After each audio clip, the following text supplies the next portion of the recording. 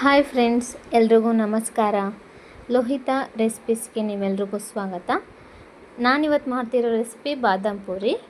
ತುಂಬ ಸಿಂಪಲ್ಲಾಗಿ ಮಾಡ್ಬೋದು ಇದನ್ನು. ಬನ್ನಿ ಹೇಗೆ ಮಾಡೋದು ಅಂತ ನೋಡ್ಕೊಳ್ಳೋಣ. ಅದಕ್ಕಿಂತ ಮೊದಲು ನೀವಿನ್ನೂ ನಮ್ಮ ಚಾನಲ್ನ ಸಬ್ಸ್ಕ್ರೈಬ್ ಮಾಡಿಲ್ಲ ಅಂದರೆ ಸಬ್ಸ್ಕ್ರೈಬ್ ಮಾಡಿ, ಬೆಲ್ ಬಟನ್ ಕ್ಲಿಕ್ ಮಾಡಿ, ಲೈಕ್ ಮಾಡಿ ಆ್ಯಂಡ್ ಶೇರ್ ಮಾಡಿ. ಟ್ರೈ ಮಾಡಿ ನೋಡಿ. ನಾನಿಲ್ಲಿ 2 ಬೌಲ್ ಆಗುವಷ್ಟು ಮೈದಾ ಹಿಟ್ಟು ತೊಗೊಂಡಿದ್ದೀನಿ. ಇಲ್ಲಿ ನಾನು ಕಲರ್ಗೆ ಚಿಟಿಕೆಯಷ್ಟು ಅರಿಶಿನ ಪುಡಿ ಹಾಕ್ಕೊಳ್ತಿದ್ದೀನಿ, ಸ್ವಲ್ಪ ಉಪ್ಪು. ನೀವು ಕಲರ್ ಪೌಡ್ರ್ ಬೇಕಾದರೂ ಯೂಸ್ ಮಾಡ್ಬೋದು. ಹಾಕ್ಕೊಂಡು ಉಪ್ಪು ಅರಿಶಿನ ಹಾಕ್ಕೊಂಡು ಒಂದು ಸಲ ಮಿಕ್ಸ್ ಮಾಡ್ಕೊಳ್ಳಿ. ಮಿಕ್ಸ್ ಮಾಡ್ಕೊಂಡ ನಂತರ ನಾನಿಲ್ಲಿ 2 ಸ್ಪೂನ್ ತುಪ್ಪ ತೊಗೊಂಡಿದ್ದೀನಿ. ತುಪ್ಪನ ಕಾಯಿಸ್ಕೋಬೇಕು. ತುಪ್ಪ ಹಾಕ್ಕೊಂಡ್ರೆ ತುಂಬ ಟೇಸ್ಟಿಯಾಗಿ ಬರುತ್ತೆ, ತುಂಬ ರುಚಿಯಾಗಿರುತ್ತೆ. ನೋಡಿಲಿ, ತುಪ್ಪನ ಬಿಸಿ ಮಾಡ್ಕೊಳ್ತಿದ್ದೀನಿ. ಬಿಸಿ ಮಾಡಿಕೊಂಡು ಹಿಟ್ಟಿಗೆ ಹಾಕ್ಕೋಬೇಕು. ತುಪ್ಪನ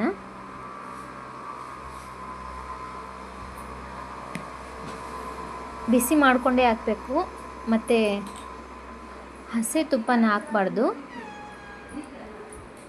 ಬಿಸಿ ಮಾಡ್ಕೊಂಡು ಇವಾಗ ಒಂದು ಸಲ ಮಿಕ್ಸ್ ಮಾಡ್ಕೊಳ್ಳಿ, ಯಾಕಂದರೆ ಬಿಸಿಗಿರುತ್ತಲ್ಲ, ಸ್ಪೂನಿಂದ ಮಿಕ್ಸ್ ಮಾಡ್ಕೊಳ್ಳಿ. ನಂತರ ಇವಾಗ ಕೈಯಿಂದ ಚೆನ್ನಾಗಿ ಕಲಿಸ್ಕೊತೀನಿ. ಮಕ್ಕಳಿಗೂ ದೊಡ್ಡವರಿಗೂ ಎಲ್ಲರಿಗೂ ತುಂಬ ಇಷ್ಟ ಆಗುತ್ತೆ ಇದು. ಅಂಗಡೀಲಿ ತರೋದಕ್ಕಿಂತ ಮನೆಯಲ್ಲೇ ಮಾಡಿ ತಿನ್ಬೋದು, ಎಷ್ಟು ಬೇಕಷ್ಟು. ತುಂಬ ಚೆನ್ನಾಗಿರುತ್ತೆ. ಕೈಯಲ್ಲೇ ನೋಡಿ ಈ ರೀತಿಯಾಗಿ ಚೆನ್ನಾಗಿ ಕಲಿಸ್ಕೊಳ್ಳಿ. ಆ ತುಪ್ಪ ಏನಿದೆ ಎಲ್ಲ ಹಿಟ್ಟಿಗೆಲ್ಲ ಮಿಕ್ಸ್ ಆಗಬೇಕು ಚೆನ್ನಾಗಿ. ಈ ರೀತಿಯಾಗಿ ಉಂಡೆ ಕಟ್ಟಿದರೆ ಈ ರೀತಿಯಾಗಿ ಉಂಡೆ ಥರ ಕಟ್ಟಬೇಕದು. ಅಲ್ಲಿವರೆಗೂ ಚೆನ್ನಾಗಿ ಮಿಕ್ಸ್ ನೋಡಿ. ಇವಾಗ ಮಿಕ್ಸ್ ಮಾಡ್ಕೊಂಡು ತೊಗೊಂಡಿದ್ದೀನಿ. ಯಾವ ಗಂಟು ಇಲ್ಲದೇ ಇರೋ ಹಾಗೆ ಚೆನ್ನಾಗಿ ಮಿಕ್ಸ್ ಮಾಡ್ಕೋಬೇಕು ಕೈಯಲ್ಲೇ, ನೀರು ಹಾಕೋಕ್ಕಿಂತ ಮೊದಲು. ಇವಾಗ ನಾನು 1 ಬೌಲ್ ಆಗೋವಷ್ಟು ಹಿಟ್ಟು ತೊಗೊಂಡಿದ್ನಲ್ಲ, ಅಷ್ಟು 1 ಬೌಲಷ್ಟು ನೀರು ತೊಗೊಂಡಿದ್ದೀನಿ. ಸ್ವಲ್ಪನೇ 1 ಬೌಲ್ ಫುಲ್ಲು ಹಾಕ್ಕೋಬೇಡಿ ಒಂದೇ ಸಲ. ಸ್ವಲ್ಪನೇ ನೀರು ಹಾಕ್ಕೊಂಡು ಚಪಾತಿ ಹಿಟ್ಟು ಹೇಗೆ ನಾವು ಕಲಿಸ್ಕೊತೀವಿ ಅಥವಾ ಪೂರಿ ಹಿಟ್ಟು ಹೇಗೆ ಕಲಿಸ್ಕೊಡ್ತೀವಿ ಅದಕ್ಕೆ ಕಲಿಸ್ಕೋಬೇಕು. ಸ್ವಲ್ಪನೇ ನೀರು ಹಾಕ್ಕೊಂಡು ಕಲಿಸ್ಕೋಬೇಕು. ನೋಡಿರಿ, ನಾನಿಲ್ಲಿ ಇಷ್ಟೇ ನೀರು ಹಾಕ್ಕೊಂಡಿರೋದು, ಮತ್ತು ನೀರು ಹಾಕ್ಕೊಂಡಿಲ್ಲ. ಇನ್ನು ಅರ್ಧ ಬೌಲ್ ಆಗೋವಷ್ಟು ನೀರು ಉಳಿದಿದೆ. ನೋಡಿರಿ, ಈ ರೀತಿಯಾಗಿ 1 ಗಂಟೆ ಇಲ್ಲದೆ ಇರೋಗಿ ಚೆನ್ನಾಗಿ ಹಿಟ್ಟನ್ನ ನಾದ್ಕೋಬೇಕು. ನಾದ್ಕೊಂಡು ಈ ರೀತಿಯಾಗಿ ಸಾಫ್ಟಾಗಿ ಕಲಿಸ್ಕೊಂಡು ಒಂದು 15 ನಿಮಿಷ ಮುಚ್ಚಿ ನೆನೆಯೋಕ್ಕೆ ಬಿಡ್ತೀನಿ. ಹಿಟ್ಟು ನೆನೆಯೋ ಅಷ್ಟರಲ್ಲಿ ನಾವಿಲ್ಲಿ ಪಾಕ ಮಾಡ್ಕೊಳ್ತೀನಿ.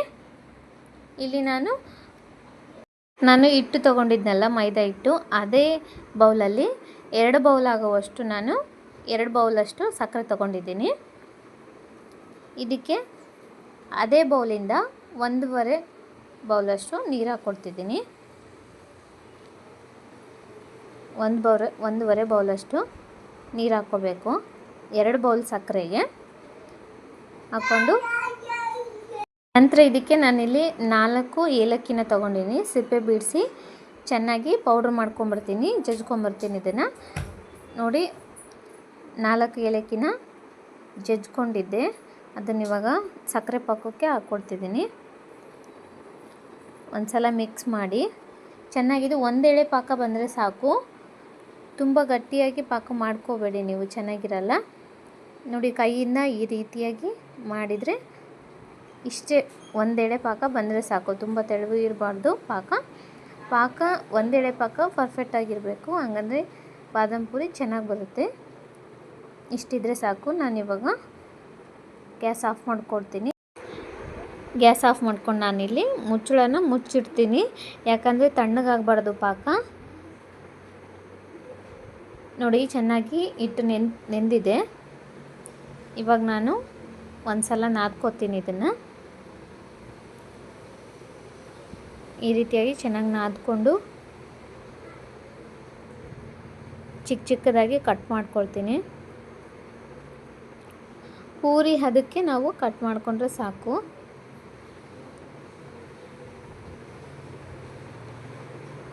ಒಂದು ಸಲ ಟ್ರೈ ಮಾಡಿ ನೋಡಿ, ಹೇಗಿದೆ ಅಂತ ಕಮೆಂಟ್ ಮಾಡಿ ತಿಳಿಸಿ.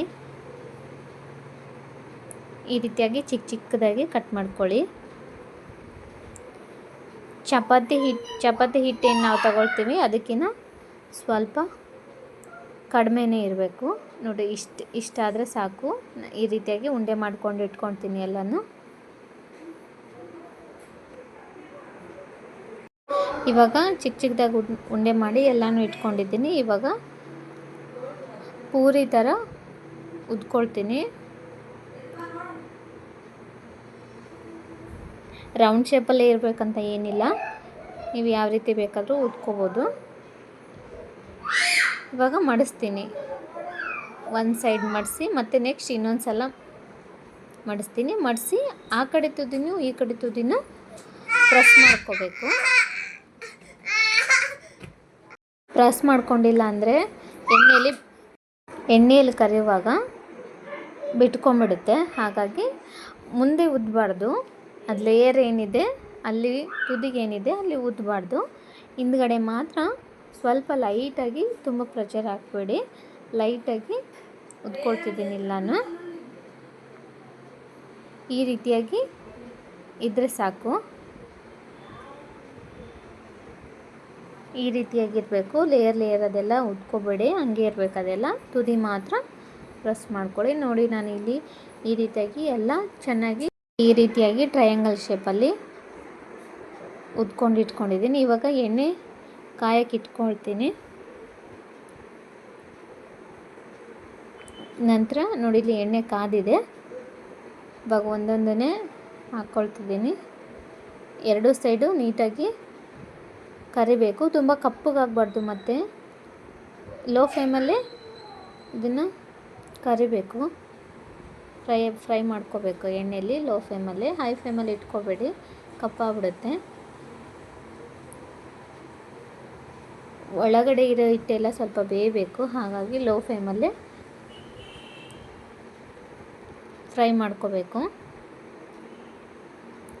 ಪ್ಲೀಸ್ ನನಗೆ ಸಪೋರ್ಟ್ ಮಾಡಿ, ಸಬ್ಸ್ಕ್ರೈಬ್ ಮಾಡಿ ಪ್ಲೀಸ್.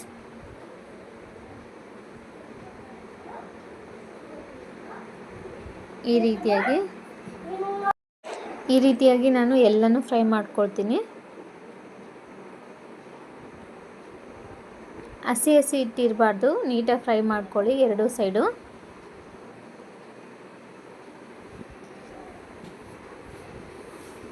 ಇವಾಗ ಒಂದು ಪ್ಲೇಟಿಗೆ ಹಾಕ್ಕೊಂಡು ಇಟ್ಕೊಳ್ತೀನಿ ಎಲ್ಲನೂ ಫ್ರೈ ಮಾಡಿಕೊಂಡು.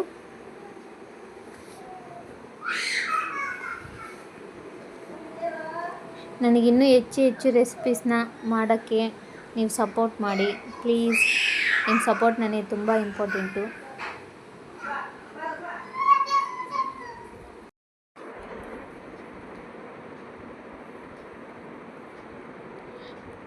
ಬಾದಾಮ್ ಪೂರಿ ಅಂಗಡಿಯಲ್ಲಿ ತರೋಕ್ಕಿಂತ ಮನೆಯಲ್ಲೇ ನಿಮ್ಗೆ ಎಷ್ಟು ಬೇಕೋ ಅಷ್ಟು ಮಾಡ್ಕೊಂಡು ತಿನ್ಬೋದು ಆರೋಗ್ಯವಾಗಿ.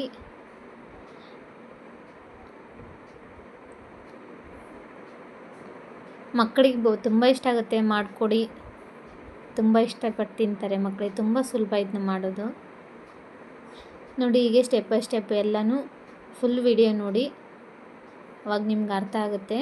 ಅರ್ಧಂಬರ್ಧ ವಿಡಿಯೋ ನೋಡಿದರೆ ಅರ್ಥ ಆಗಲ್ಲ. ಹಾಗಾಗಿ ನೋಡಿ ನಾನು ಇನ್ನೊಂದು ಸಲ ಮತ್ತೆ ಕರ್ಕೊತಿದ್ದೀನಿ. ಇವಾಗ ಕರ್ಕೊಂಡೆಲ್ಲ ಪ್ಲೇಟಲ್ಲಿ ಇಟ್ಕೊಂಡಿದ್ದೀನಿ.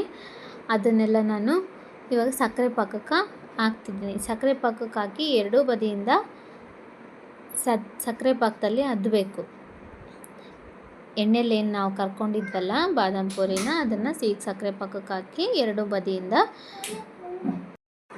ನೋಡಿ ಇದೇ ರೀತಿಯಾಗಿ ಎಲ್ಲನೂ ನಾನು ಎರಡೂ ಬದಿಯಿಂದ ಚೆನ್ನಾಗಿ ಸಕ್ಕರೆ ಪಾಕದಲ್ಲಿ ಅದ್ದಬೇಕು.